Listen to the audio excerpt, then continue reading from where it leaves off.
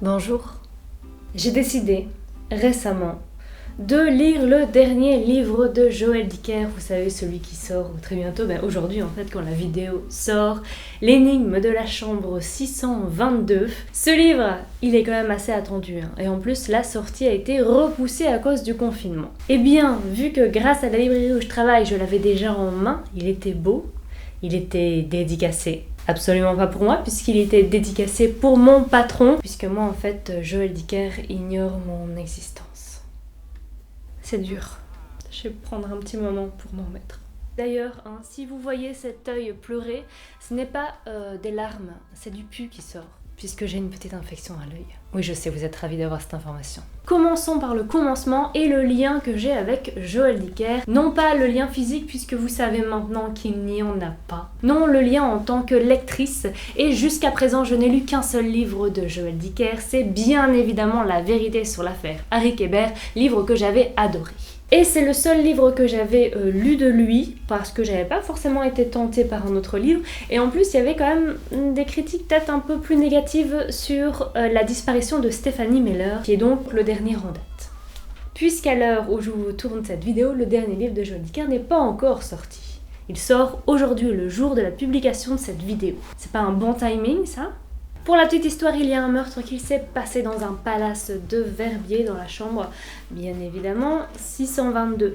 L'affaire n'a jamais été résolue et des années plus tard, un écrivain se rend dans cet hôtel et il va finir par mener sa petite enquête et par essayer de comprendre ce qui s'est passé. Et pendant la lecture, j'ai fait « Oh, ah, oh, ah ». Voilà, et je vous ai filmé tout ça, c'est parti. Petite précision, il n'y a aucun spoiler dans cette vidéo, sinon ce ne serait pas marrant.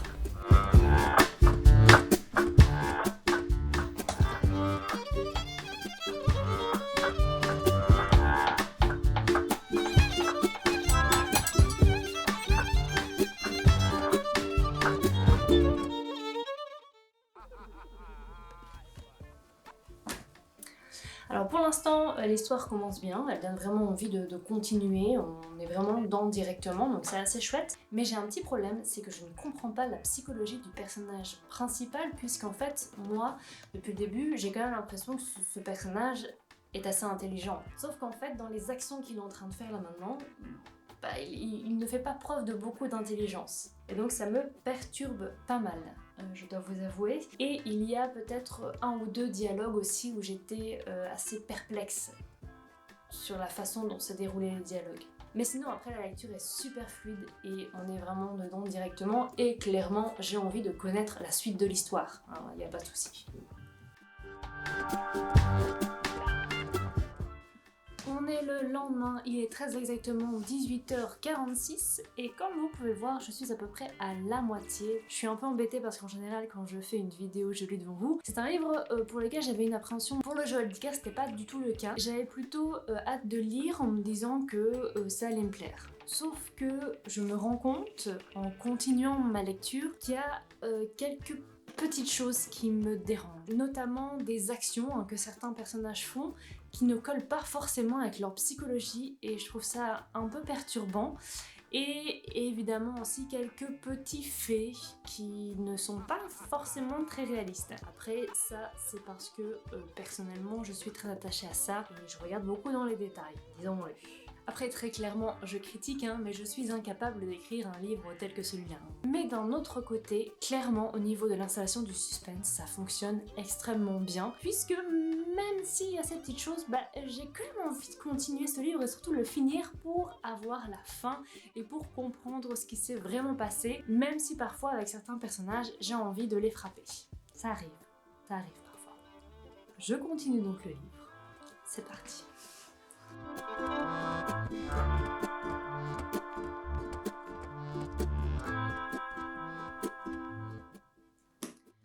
Dans son livre aussi, l'auteur fait un très bel hommage à son éditeur qui est mort peu de temps avant qu'il écrive ce livre. Et franchement, c'est très touchant, vraiment touchant. Parfois ça m'énerve un petit peu, mais ça c'est parce que je n'ai pas de cœur.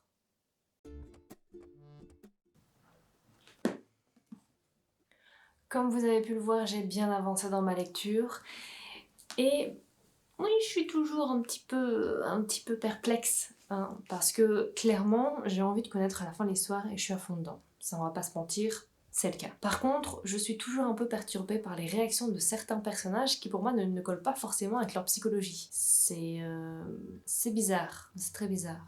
Il y a aussi le fait qu'en fait, c'est un écrivain qui va se retrouver dans l'hôtel et il va s'intéresser à cette chambre 622, mais qu'est-ce qui s'est passé dans cette chambre 622? Donc il commence un peu à mener son enquête, dans un sens. Le problème, c'est qu'en général, quand on a un écrivain ou peu importe qui s'intéresse à une affaire, c'est lui qui va nous donner les informations sur cette affaire. Ici, c'est pas le cas. En fait, ici, on a des informations sur tous les personnages qui ont eu un lien avec le meurtre, mais c'est pas du tout l'écrivain et son acolyte qui nous les donnent.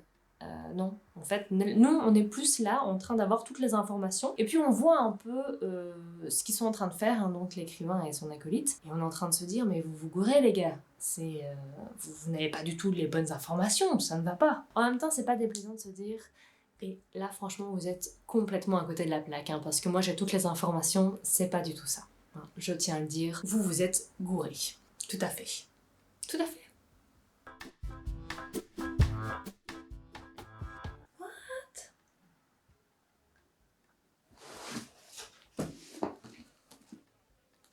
En fait, là, on vient d'avoir une révélation de malade dans le livre.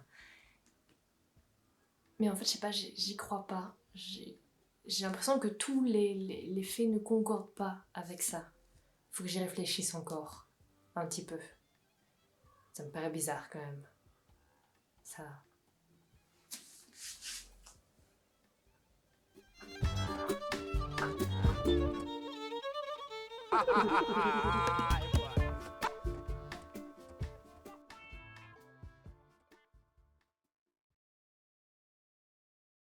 Voilà, on a plus d'infos et ça a plus de sens maintenant. Oui, là je comprends ce qui s'est passé. Bah oui.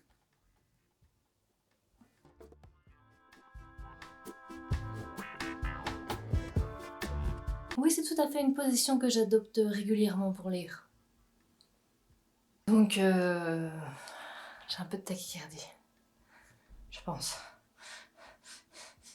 Là, je suis à la page 466 et je commence clairement à sentir le stress, vous savez, de la fin du livre, là. On va avoir bientôt toutes les révélations, même si on en a déjà eu pas mal, hein.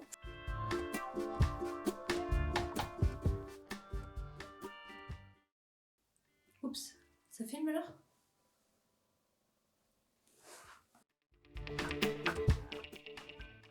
Ok, en fait, là, tout se tient maintenant. Oui, tout se tient. Ça a du sens, beaucoup de sens. Waouh, c'est bien fait.